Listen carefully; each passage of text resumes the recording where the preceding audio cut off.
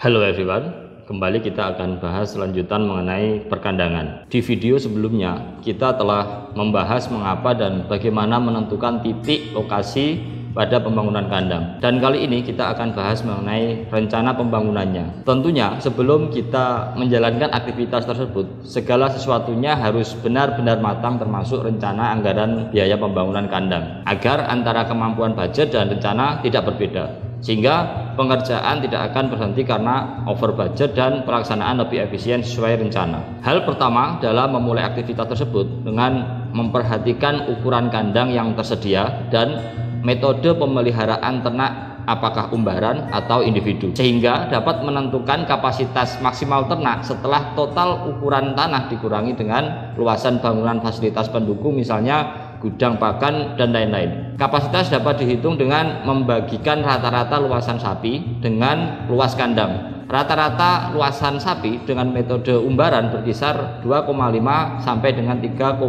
meter persegi, dan pada sapi individu berkisar dengan lebar 1,5 sampai 2 meter kali 2,5 sampai dengan 3 meter untuk panjangnya. Semua tergantung pada tujuan besaran ternak yang akan dipelihara. Luasan terlalu sempit dapat menyebabkan sapi saling berebut tempat dan makanan, yang dapat menyebabkan stres dan ketidaknyamanan pada ternak itu sendiri. Namun kandang yang terlalu besar juga dapat membuang-buang ruang dan energi ternak karena sapi terlalu banyak beraktivitas. Desain kandang harus memperhatikan posisi kandang yang dibangun. Lebih baik jika menghadap utara selatan karena akan tersinari oleh cahaya matahari dari barat dan timur. Desain kandang juga harus mendukung sirkulasi udara dan pencahayaan yang baik. Sirkulasi udara yang baik di kandang sapi sangat penting untuk menjaga kebersihan dan kesehatan sapi. Kandang sapi yang tidak memiliki sirkulasi udara yang baik dapat mengakibatkan kandang menjadi lembab dan pengap, menjadi tempat yang cocok bagi pertumbuhan bakteri dan jamur. Sirkulasi yang kurang akan menyebabkan banyaknya tumpukan gas amonia dan panas. Bahkan konsentrasi yang tinggi amonia pada udara akan mengakibatkan pneumonia atau gangguan pernapasan pada ternak, sehingga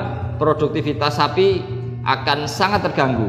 Pada pembangunan kandang terlebih dahulu ditentukan keberlanjutan terhadap pemeliharaan di tempat tersebut, bersifat sementara atau dalam waktu yang lama. Berkaitan dengan biaya pembangunan bersifat sementara, maka material yang digunakan dapat dipilih dengan harga yang murah namun aman, meski masa pakainya tidak terlalu lama. Namun jika keberlangsungannya permanen, sebaiknya dibangun dengan material yang kuat, meski biaya yang akan dibebankan lebih mahal, namun masa pakainya akan sangat lama, sehingga sebenarnya biaya yang dibebankan setiap ekor akan jauh lebih murah. Perencanaan lain yang tidak kalah penting yaitu bangunan-bangunan pendukung. Bangunan pendukung bisa ditentukan dengan melihat rencana populasi sapi yang akan dipelihara. Dengan melihat populasi sapi, maka kita akan menentukan banyaknya misal pakan atau air, sehingga kita dapat menentukan berapa titik sumur bor dan luasan bak penampungan air atau luasan gudang pakan. Hal ini berlaku juga terhadap beberapa bangunan, misalkan kandang karantina, ipal, dan lain-lain. Terlalu kecil bangunan yang ada, jika belum mampu untuk memenuhi kebutuhan operasional, maka